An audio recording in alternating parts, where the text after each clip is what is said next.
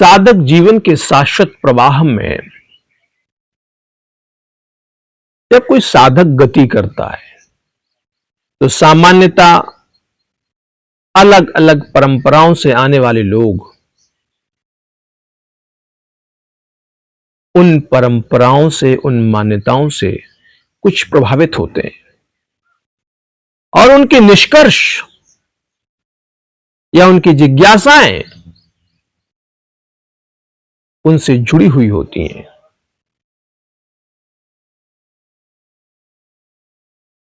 और जब जिन बातों को वो अपने गुरुओं से सुनता है, अपने शास्त्रों से सुनता है,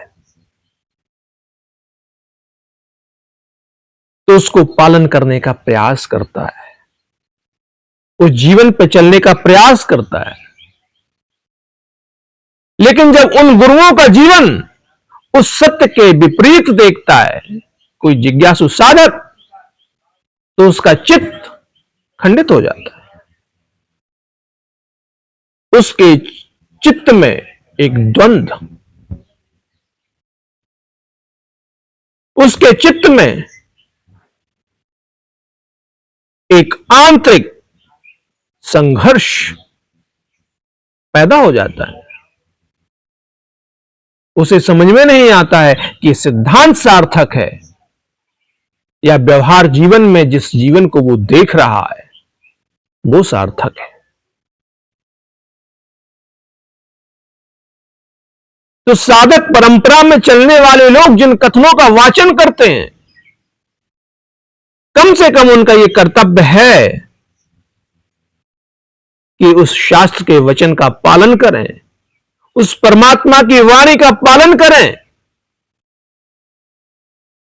तो आने वाली नव पीढ़ी को, आने वाले साधकों को एक सही और सार्थक दिशा मिल पाएगी।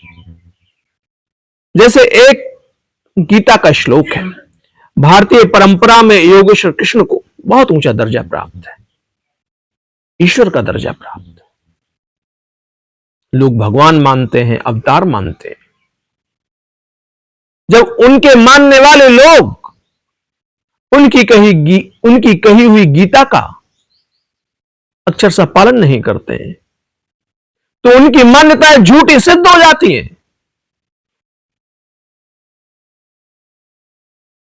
उनका जीवन उस मान्यता के विपरीत खड़ा होता है। इससे समाज में आपके आदर्श के प्रति, आपके पूज्य इष्ट के प्रति एक सार्थक स्वीकारोक्ति संभव नहीं होती है। राम को मानने वाले लोग अगर राम के बताए हुए आदर्श के विपरीत आचरण करते हैं तो लोगों के मन में प्रश्न स्वाभाविक खड़ा होता है। कुछ लोग तो ऐसे हों जिन्हें देख करके लोगों को लगे कि नहीं, ये व्यक्ति मनसा वाचा कर्मणा एक रूपता में जीता है, इसके जीवन में एक लय है मन वचन और कर्म में।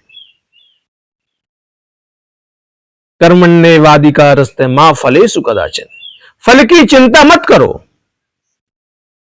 कर्म करते रहो। कुछ लोग तो ऐसे हों, अब यहां देखा जाता संसार तो चिंतित रहता ही है, गारस्थ जीवन में जिनका प्रवेश है, लोग जीवन की व्यवस्थाओं से जुड़े हुए लोग हैं, उनका तो चिंतन रहता है। लेकिन आजकल देखते हैं बाबा ही चिंतित रहते हैं, जो साधु बन गए वो ही चिंतित रहते हैं। उन्हें भी इस वचन में विश्वास नहीं है कि कर्म करिए फल तो अवश्य ही मिलेगा। परमात्मा के, अपने इष्ट के, ईश्वर के वचनों में अनादर करना यह सच्ची आस्तिकता नहीं है, ये अधूरापन है। तो जो गीता को मानते हैं, कृष्ण को मानते हैं, तो कुछ लोगों को तो ऐसा निर्भ्रांत जीवन अवश्य ही जीना चाहिए जिससे यह स्थापित हो कि नहीं, कुछ लोगों का तो परमात्मा के वचनों में विश्वास है। नहीं तो आज दौर है कॉर्पोरेट से जुड़ने का, प्रोफेशनल से जुड़ने का। पहले डील होती है कि हम इतना लेंगे, क्योंकि भरोसा नहीं है, ना करने वाले को ना देने वाले को। लेकिन जिन्होंने अपने पथ को परमात्मा को पाने के लिए समर्पित किया है, जिन्होंने सत्य के पथ का चयन किया है, जिन्होंने दिव्यता को आरोहण करने का एक महान कार्य अपने हाथों में लिया हुआ है, तो ईश्वर की उस वाणी में उन्हें पूर्ण भरोसा होना चाहिए।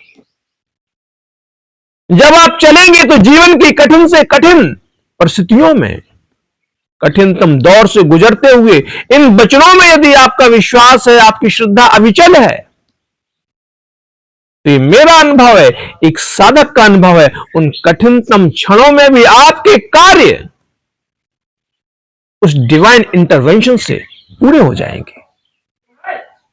आपको संसार से किसी भी कोई लोभ की कामना करना या अपेक्षा करना की कोई आवश्यकता नहीं है। वो भागवतिक शक्ति, ये पूरी प्रकृति सत्ता उस भागवत संकल्प को पूरा करने के लिए निरंतर प्रयत्नशील हो जाती है।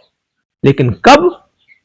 जब आपका अटर सरेंडर होगा, जब आपका अनकंडीशनल सरेंडर होगा, जब आपकी तीव्र पराकाष्ठा, जब आपकी तीव्र अभीप्सा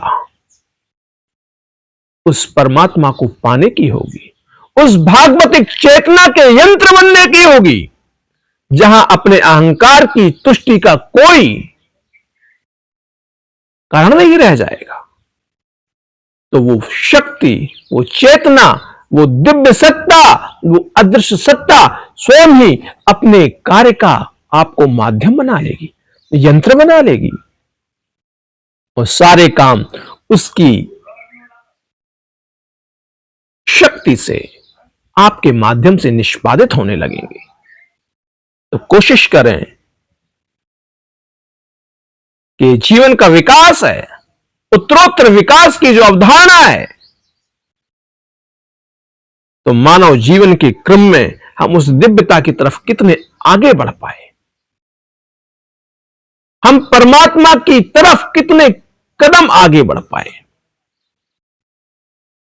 हम उस अतिमानसिक चेतना का इस धरा पे अपने शरीर में कितना आरोहण कर पाए, उन साधकों के वचनों पर हम कितना चल पाए, उन देववाणियों पर, उन महापुरुषों की वाणियों पर, अपने शास्त्र के वचनों पर, अपने ऋषियों के सिद्धांतों पर हम कितना जी पाए। तो हमारा यह प्रयास होना चाहिए। मुझे आशा है इस भागवत पथ पर चलने वाले सभी साधक अवश्य ही अपना साध्य उस दिव्य सत्ता को ही मानेंगे, और अपने जीवन में भगवत्ता को अर्जित करना उनके जीवन का मुख्य ध्येय होगा।